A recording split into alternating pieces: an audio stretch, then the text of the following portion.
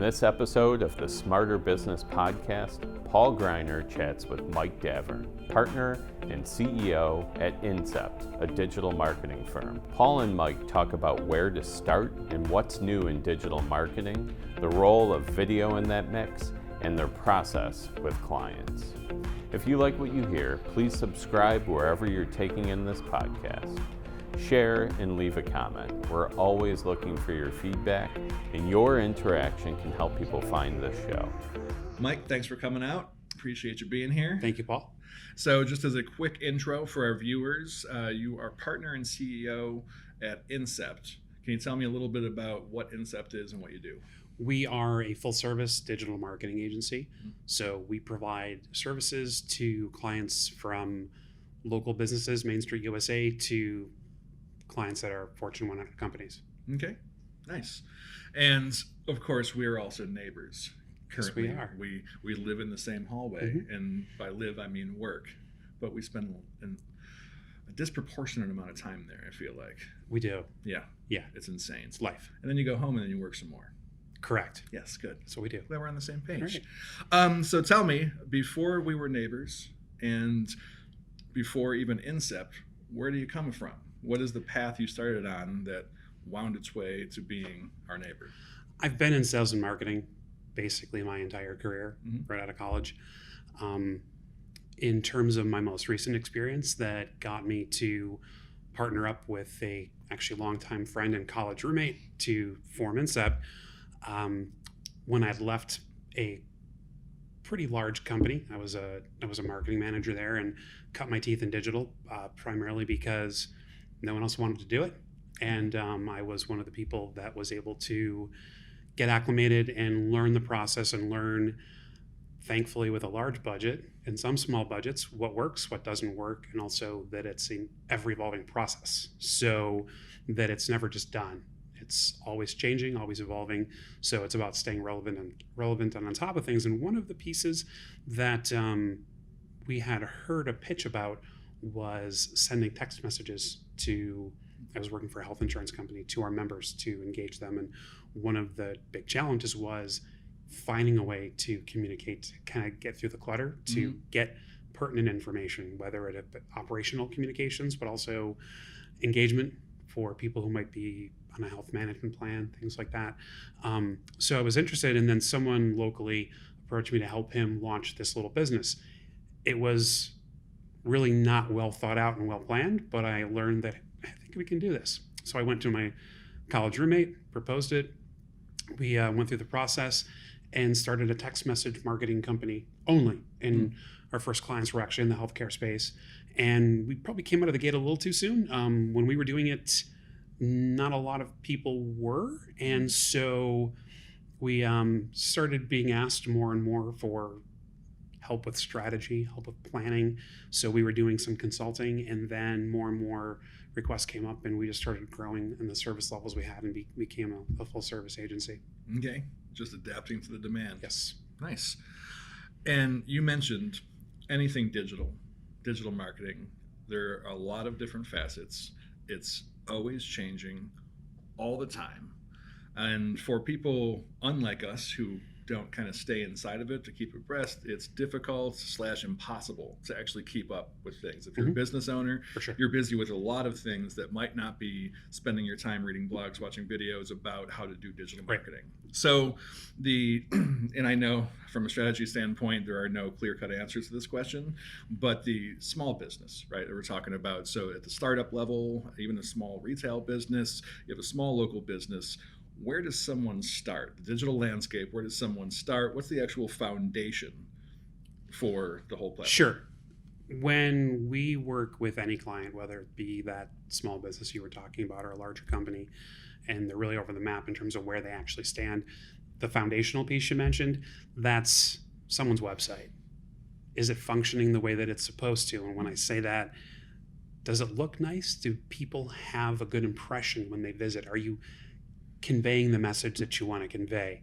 Is it easy for people to find information and to be guided through whatever it is your goal is to have whoever's visiting your website actually do? So call you, fill out a contact form, just research and get some information to verify and confirm that you are who you say you are, who they heard about from a referral, or place an order on your website if you happen to be selling products or services there as well.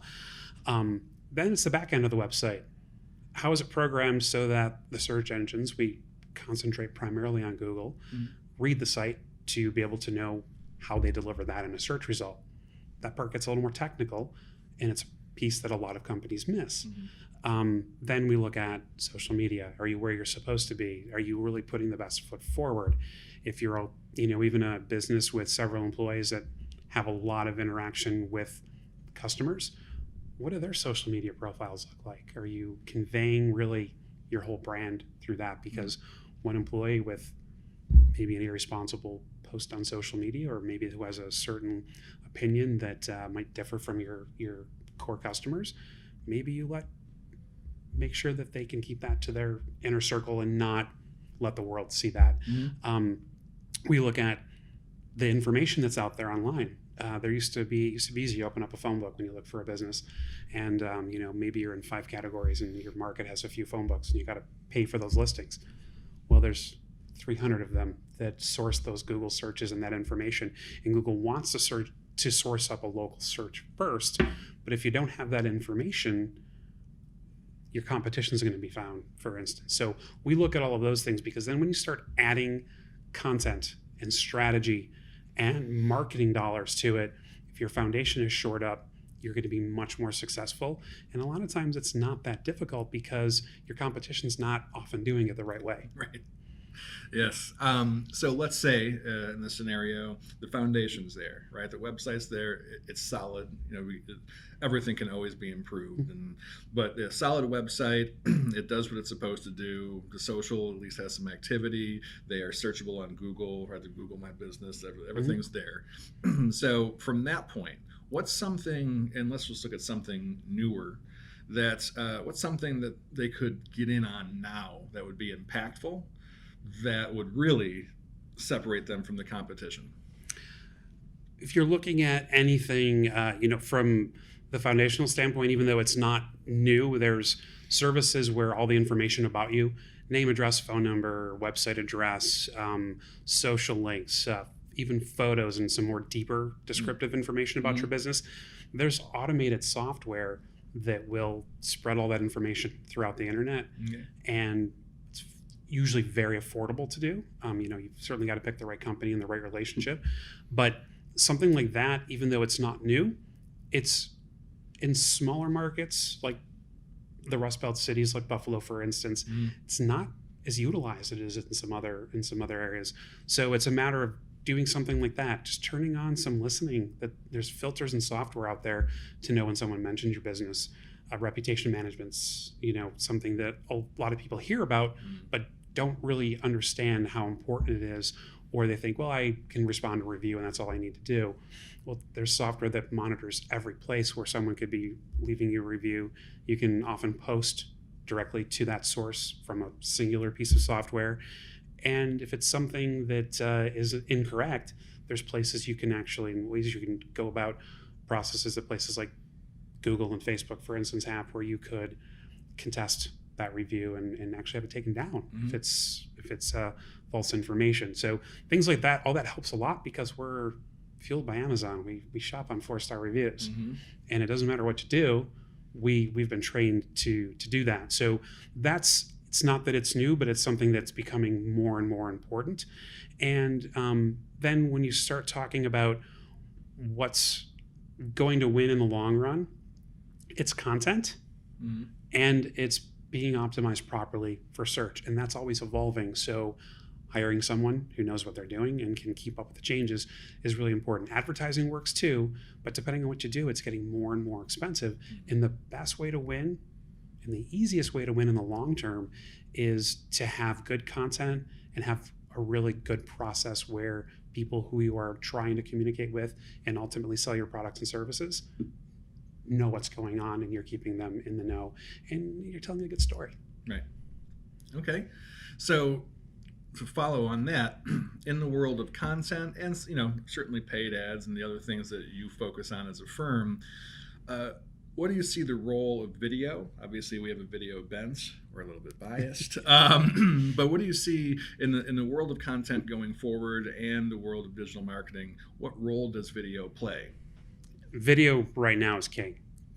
And then when I say right now, I don't mean that it's going away. Mm-hmm. It's going to evolve like everything else does. But YouTube is what now the second largest search engine. It is. There's a reason for that, right? Mm-hmm. And it happens to be that the first largest search engine owns it. Right. So That helps. it's it's packaged into that. But when we look at some of the things that we do, so for instance, that one of our niches, even though I've mentioned healthcare, one of our other niches is sports and entertainment. I happen to have had some experience in a previous life in the music business, and we've got something where we, just a niche we've got not just here in town but nationally, where we market concerts and some major events. And whenever we're either in the process, if we're lucky enough to be at the front of the stage of the planning, Mm-hmm. video always is a must. If we're handed assets and video is not there, it's a letdown. Yeah. Because video sells and video is more engaging, it's more noticeable. I don't know the stats the way that you do, but if someone's scrolling through social media, they're 4 times more likely, I believe, to stop when they see motion Mm-hmm. than when they see a picture. That in and of itself is very important to capture somebody's attention. But then if it's a concert, for instance, and the audio's on, oh yeah, I know that song. Mm-hmm. Instagram, if someone, how Instagram works, and maybe you've got a default on mute, but you hit one video and everything else you're scrolling through, then the sound is on. That's very important. In fact, when we talk about actual sales of tickets and what the bottom line ROI is, when we compare no video to adding video into the mix, depending on the level of video we have, we talk about 7, 10, even as high as 12 to 15 fold increase in sales with concert tickets, for instance. But it works across every industry. So we have, back on the medical side, a client that does something pretty complex, and it's a group that sells their products and services to physicians. At the end of the day, it's about getting them to stay independent and getting them the best deal out there to work with the system in which is always pushing against them and crunching them down to, not be as good of a doctor and, cut corners and save money. So what they have to offer is, like I mentioned, pretty complex. And without the video that we use to have the physicians who have joined this group tell their story, the marketing would not be nearly as impactful. We're talking we probably see 50 to 70% increase in results by integrating video into that process. Yeah. Well, that's a significant role then. For sure. For sure. Our theme question. We ask everyone who comes on this question, what is one key thing you've done in the past, let's say 2-3 years anyway, to make your business smarter? Read, research, we stay on top of things, and probably because of that, something that we've changed a little bit even in our client communication is I will tell a client, and if any of my clients see this, they'll know they've heard this from me, is whatever I tell you today, I might need to come back tomorrow and tell you I've got something different and a better way to do it. And so I think combining that with staying as on top of things as we can, being abreast of what's working, and also on that side, it also what doesn't work, because a lot of things come up that aren't great. So that combination, I think, of staying on top of things, doing the research, staying relevant. We've talked about like what we do in the morning, and I see you here early in the morning digesting video and doing things that you do. I've got my own process where I go through content 30 minutes, anywhere between 4 and 4:30 in the morning when I first wake up while I'm having a cup of coffee. That helps, but then translating that into what our value proposition is to our clients to know that this is what we bring to the table. So it's doing, but also communicating. And when you manage those expectations and build that foundation of how you're going to enter a relationship with a client, we've found a lot of value in doing it that way. Cool. Great.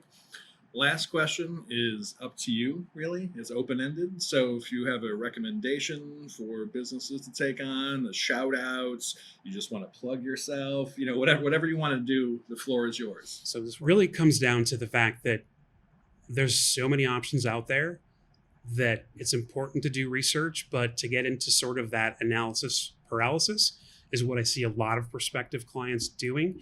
And when you go out and ask for help and ask for a recommendation or a proposal, and you come back a year later or even 6 months later, that proposal should look different. If it doesn't, run away.